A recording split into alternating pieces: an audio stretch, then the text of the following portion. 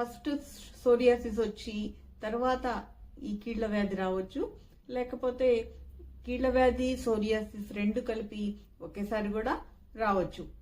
అయితే దీంట్లో ముఖ్యంగా ఈ జాయింట్లో కీళ్లలో నొప్పి రావటము, కీళ్లు బిగుసుకుపోవటము, వాపు రావటము ఇలాంటివన్నీ ఉంటాయి.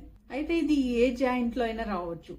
వేలి జాయింట్ దగ్గర నుంచి వెన్నెముక జాయింట్ వరకు ఏ జాయింట్ లో అన్నా కూడా ఇలాగా నొప్పి సోరియాటిక్ ఆర్థరైటిస్ అనేది వస్తుంది. అయితే దీంట్లో లక్షణాలు ఎలా ఉంటాయంటే టైం పెరిగే కొద్దీ ఈ జబ్బు ఎక్కువ అవుతూ ఉంటుంది.